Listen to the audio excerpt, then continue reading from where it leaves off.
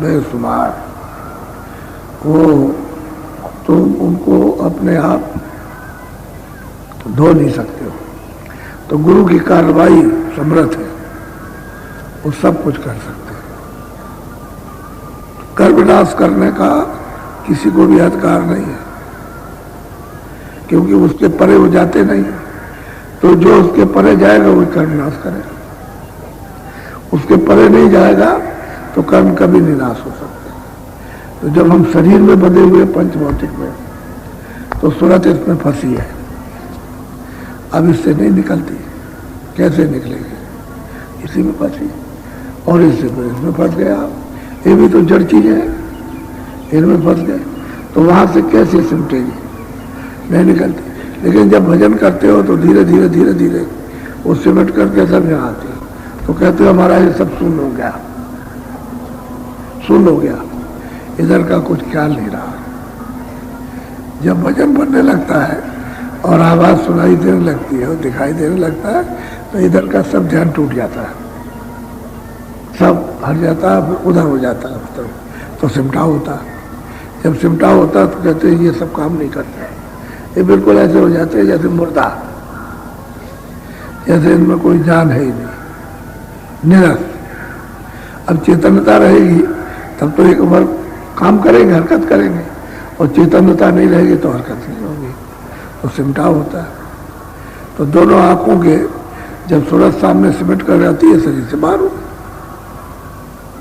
शरीर के बाहर दरवाजे पर आ गई सिमट करके, और फिर यहाँ से फिर गुरु मदद करते, ताकि जब वहाँ मदद करते हैं तो शब्द सुनाई देता है, उसको पकड़ते हैं, दिखाई देने लगता है। तो जब ऊपर की तरफ जब चढ़ती है तो शरीर से अलग हो गई। उसका भी एक नाका है, यहाँ से यहाँ तक शरीर की हदबंदी, इसके बाद नहीं। तो सूरज जब उधर हो गई तो उधर लिंग शरीर है, क्योंकि इसी में वो फिट है।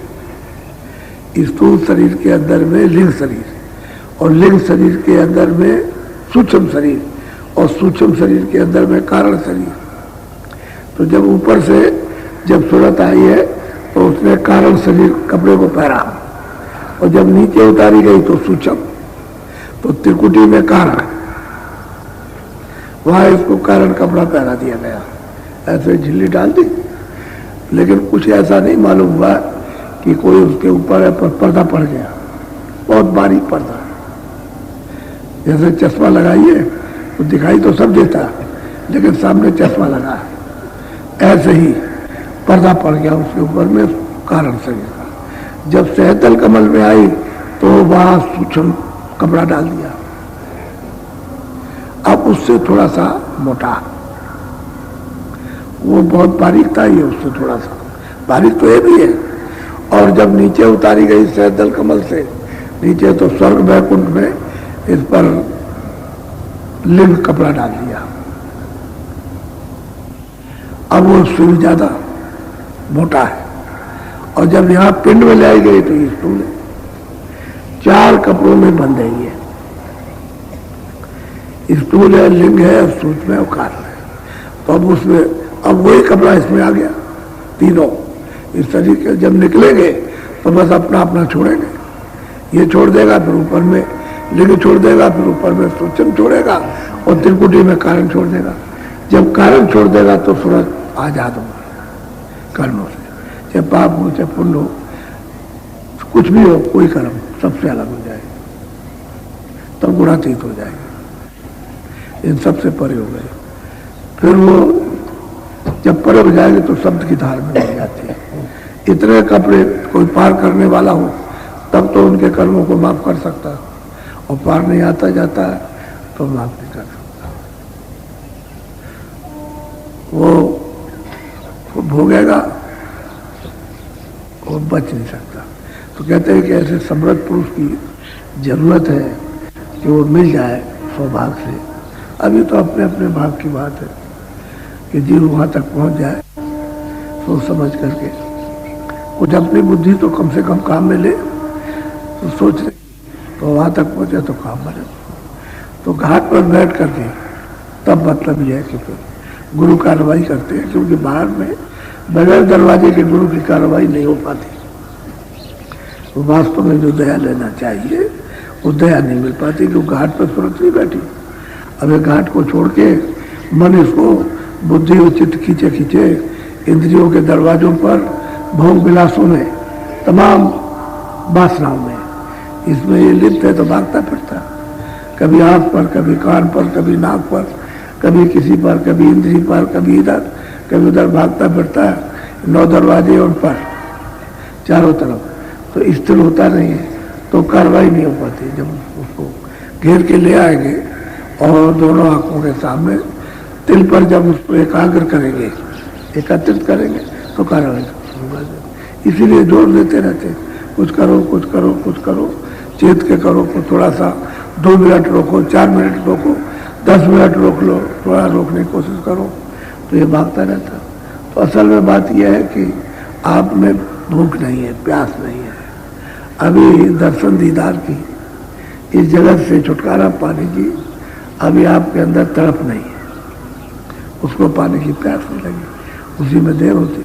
लेकिन सत्संग सुनते सुनते प्यास भी लग जाएगी, भूख भी लग जाएगी और तड़प भी आ जाएगी सत्संग बगैर उसके। बोलो, तो ये बात का ये ध्यान रखो कि उनके एक शब्द के कितने माने।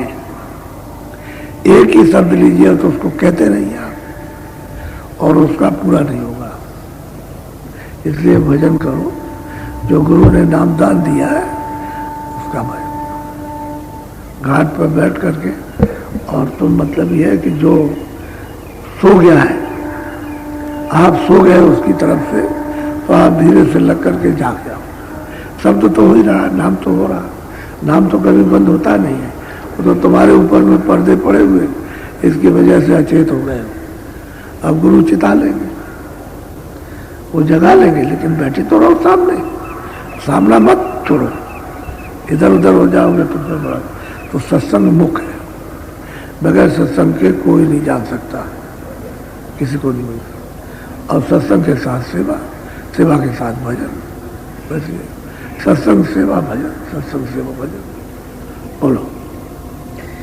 मिली नर देह यह तुमको, बनाओ काज कछु अपना। कहते नरदेह जो आपको मिली है, ये इसी लिए मिली है कि भवसागर से इस जीव को पार कर दो, इस सूरत को ले जाओ। दूसरा पार करने का कोई शरीर नहीं है।